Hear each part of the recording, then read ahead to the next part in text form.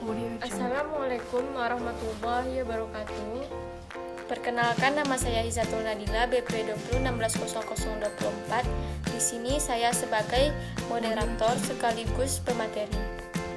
Assalamualaikum warahmatullahi wabarakatuh. Perkenalkan, nama saya Lorena Sari, nomor BP 20160015. Di sini saya sebagai pemateri. Baiklah, perkenalkan saya Huspenasi BP 20160006.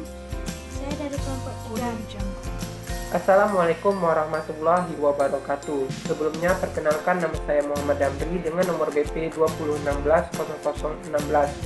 Di sini saya sebagai pemateri. Assalamualaikum warahmatullahi wabarakatuh. Perkenalkan, nama saya Nur Halimah, BP 20160005. Saya sebagai pemateri. Assalamualaikum warahmatullahi wabarakatuh. Sebelumnya, perkenalkan, nama saya Dina Islamiyah, nomor BP 20160023. Di sini saya sebagai pemateri. Kami kelompok 6 Farmasi Fisika akan mempresentasikan materi pembahasan kami yang terdiri dari 5 pokok pembahasan. Yang pertama, menjelaskan apa pengertian dari densitas. Yang kedua, menjelaskan jenis-jenis dari densitas pulva. Yang ketiga, menjelaskan apa pengertian dari porositas dan mikrometrik. Yang keempat, menjelaskan bagaimana cara pengukuran partikel dan pembuatan serbu atau pulva. Yang kelima, menjelaskan teori aliran dan teori hancurnya partikel. Powder adalah fine partikel yang merupakan hasil dari penghancuran atau penghalusan substan kering 2. Powder adalah sistem dispersa terdiri dari fase padat yang terdispersi dalam fase gas sebagai fase luar, di mana fase dalam saling bersentuhan satu sama lain. Sistem ini dinamakan sistem yang koheren. Jenis serbu atau pulva ada 2, yaitu pulvese atau serbu tidak terbagi. Yang kedua, pulveres atau serbu yang terbagi. Pengertian density. Density adalah berat per volume pada partikel yang mempunyai pori-pori dalam, dan pori-pori antar partikel akan sulit menentukan volumenya. Jenis-jenis densitas pulva ada 3. Yang pertama, density murni. Yang kedua, density granul. Dan yang ketiga, density bolok. Nah, pada density murni ini, kerapatan dari bahan padat sebenarnya tanpa pori-pori, baik itu pori-pori dalam maupun pori-pori antar partikel. Nah, cara menentukannya dengan 2 cara. Yang pertama, metode piknometer cairan, dan yang kedua dengan menggunakan metode piknometer gas. Yang kedua, ada density granul, yang merupakan hasil bagi antara berat partikel dengan volume totalnya. Nah, dapat ditentukan dengan 2 cara. Yang pertama, dengan menggunakan metode piknometer cairan, dan yang kedua dengan menggunakan metode Squiebe. Yang ketiga, density bolok. Nah, pada density bolok ini ada 2. Ada density nyata dan density mampat. Density nyata ini merupakan bobot jenis tanpa goncangan. Dari sejumlah partikel yang kita ketahui beratnya, biasanya ditimbang 100 gram. Kemudian dimasukkan ke dalam gelas ukur 200 ml. Permukaan serbuknya kita ratakan dengan menggunakan pinsat, sehingga volumenya dapat dibaca. Dan dari berat dan volume ini, kita dapat mengetahui berapa density nyatanya. Kemudian density mampat. Density mampat ini merupakan bobot jenis setelah guncangan terjadi. Nah, ini dapat dilakukan melalui mekanisme penggoyangan atau penghentakan dari material. Dalam gas ukur pada keadaan spot volume adalah mungkin untuk memberikan energi pada masing-masing partikel, di mana energi yang digunakan untuk mengatasi gaya gesekan antar partikel. Nah, sehingga terjadi orientasi partikel yang sangat tinggi. Alat yang bisa kita gunakan adalah tap volumeter. Pengertian porositas. Porositas adalah salah satu karakteristik fisik yang digunakan untuk mengkarakterisasi suatu bahan padat, baik hasil proses maupun yang akan diproses kembali. Nah, sifat porositas bahan ini akan saling mempengaruhi dan dipengaruhi oleh besaran fisik maupun termalnya. Misalnya, bahan yang porus akan memiliki kerapatan yang lebih rendah, luas permukaan yang lebih besar, dan konduktivitas panas yang lebih rendah.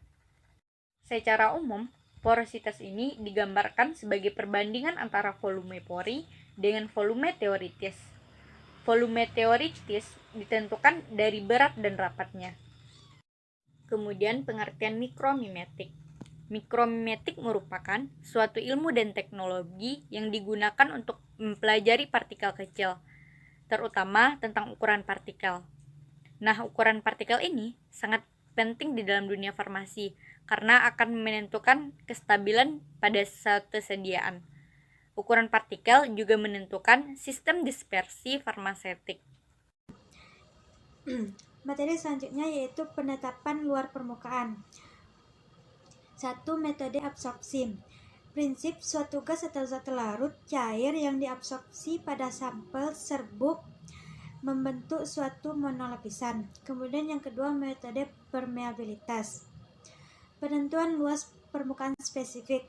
Suatu nilai rata-rata yang seringkali digunakan adalah permukaan spesifik yang dapat ditarik terhadap massa atau volume.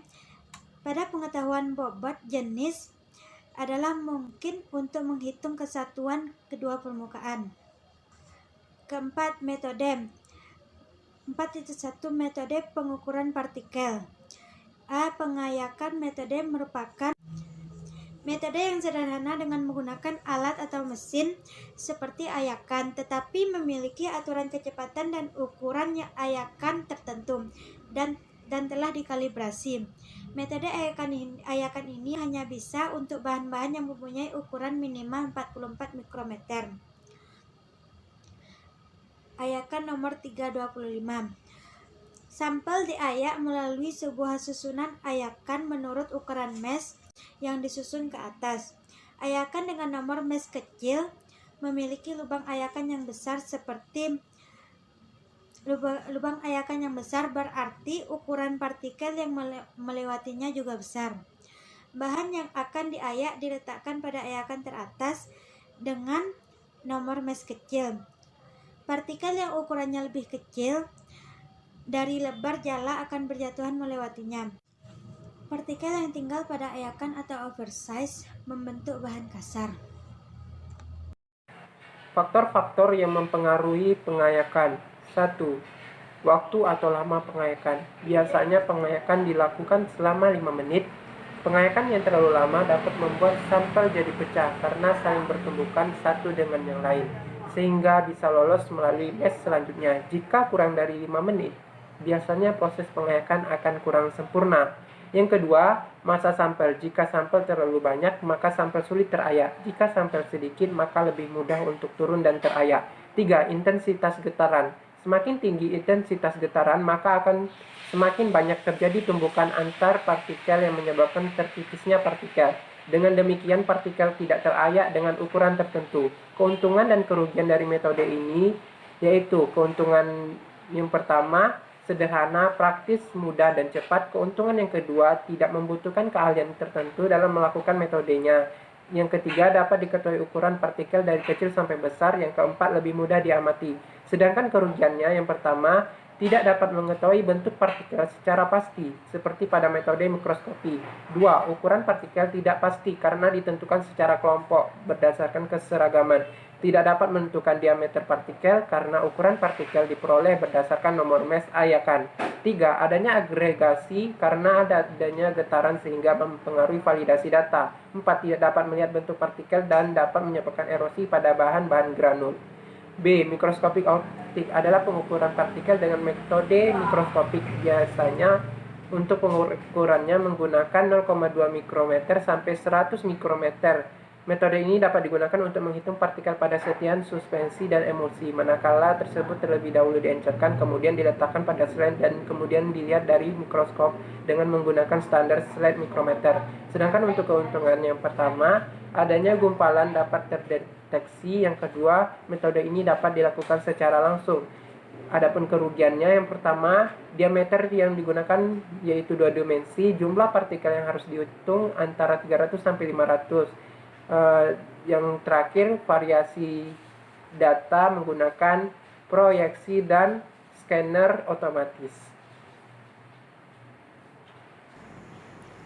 C. Sedimentasi metode adalah suatu metode yang digunakan untuk mengukur diameter partikel berdasarkan prinsip ketergantungan laju sedimentasi partikel pada ukurannya. D. Pengukuran volume partikel, di mana prinsip jika suatu partikel disuspensikan dalam suatu cairan elektrolit kemudian dilewatkan melalui suatu lubang kecil yang ada atau yang pada kedua sisinya ada elektroda. Saat partikel melewati lubang akan memindahkan sejumlah elektrolit sesuai dengan volumenya, maka akan terjadi suatu perubahan tahanan listrik. Metode pembuatan serbuk. Terdapat 3 metode yang dilakukan, yaitu yang pertama, agresi molekul. Dapat 2 pembagian metode, yaitu A. Metode kristalisasi atau presipitasi. Metode kristalisasi merupakan proses pembuatan larutan menjadi padatan. Ada 4 kristalisasi, yaitu yang pertama, proses penguapan, yang kedua, proses pendinginan, yang ketiga, kombinasi pendinginan dan penguapan, yang keempat, salting out. Bentuk kristalisasi yang terjadi pada metode ini tergantung pada yaitu kemurnian pelarut, pH larutan, kecepatan pengadukan, kecepatan pendinginan, dan pelarutan yang digunakan. Presipitasi adalah proses pengendapan. B. Metode pengiringan semprot adalah penyemprotan larutan dalam bentuk tetesan halus ke dalam suatu aliran udara panas, maka larutan akan mengering dalam bentuk serbuk halus hanya dalam beberapa detik karena permukaan partikel yang akan dikeringkan akan menjadi sangat halus dan luas. Penyemprotan dapat dilakukan dengan metode searah maupun berlawanan dengan aliran panas. Oke, baiklah, lanjut. Yang kedua yaitu penghalusan. Adalah proses mengurangi besar partikel menjadi partikel-partikel yang lebih halus dengan menggunakan tenaga mekanis. Tujuan utama dari proses ini yaitu yang pertama memperbesar luas permukaan, yang kedua memperoleh hasil penggerusan dengan kecepatan kelarutan yang lebih baik, yang ketiga untuk memperoleh partikel yang lebih halus. Yang ketiga yaitu pemisahan terbagi menjadi 2 cara. Yang pertama yaitu pengayakan, adalah proses pemisahan secara mekanik berdasarkan perbedaan ukuran partikel kedua. Yang kedua yaitu pemisahan terbagi menjadi 2, yaitu hidroklasirung dan aerakserung. Baiklah, selanjutnya itu teori-teori aliran dan teori hancurnya partikel. Yang pertama teori aliran. Bila suatu material padat dengan gaya normal N yang mengarah pada dasar diberi gaya tensial S, maka material tersebut akan tetapi diam selama S kecil dari K dan N. Maka dapat disimpulkan rumus yaitu S sama dengan K kali N. Selanjutnya yaitu teori hancurnya partikel. Dalam mesin penghalus, partikel ditekan dan akan dihaluskan melalui daya kontak. Daya kontak ini merubah partikel dan akan terjadi tegangan, di mana hal ini didistribusi dalam partikel secara ruang dan sangat tergantung pada sifat perubahan tersebut. Sekian presentasi dari kelompok kami, terlebih dan terkurang saya mohon maaf. Wabillahi taufiq wal hidayah. Assalamualaikum warahmatullahi wabarakatuh.